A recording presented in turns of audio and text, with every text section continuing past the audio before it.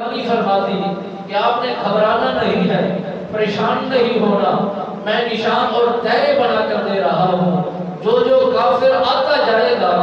یہیں پر ان نشانوں کے اندر اور ان اشاروں کے اندر ان کی ہلاکت ہوتی چلی جائے گی۔ میرے آقا مولا صلی اللہ علیہ وآلہ وسلم سرکار کے وہ بدری صحابی،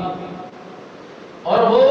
اپنے نبی کے ساتھ اتنی عقیدت و محبت اور اتنا پیار کرنے والے تھے، آج بھی انہی کے بدولت یہ زندہ اسلام باقی ہے، انہی کی محنت کی بدولت آج ہم مسلمانوں کے گھر میں پیدا ہوتے ہیں۔ اسلامی جمہوریہ پاکستان ہمیں ملا ہے، اور اسلامی ماحول ملا ہے، اسلامی انداز ملا ہے، اسلامی طریقہ کار ملا ہے، اسلامی کھانا پینا ملا ہے، یہ سب کا سب ماحول انہی کی بدولت ہے۔ انہوں نے مشقتیں کر کے اسلام کو بچایا، محنتیں کر کے دین پر کام کیا، اور دین اسلام کی خاطر اپنا کردار کو ادا کیا، اور دین کو بچانے کے لیے گھر بار کو فدا کیا، اور دین اسلام کی سربلندی کے لیے گھر بار کو قربان کر کے نبی رحمت فخر موجودات صلی اللہ علیہ وسلم سرکار کی قربت کو اختیار کیا،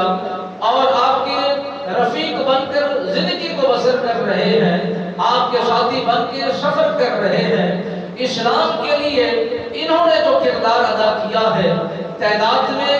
کمزور ہے، تعداد میں کم ہے، ایمانی انداز جو ہے،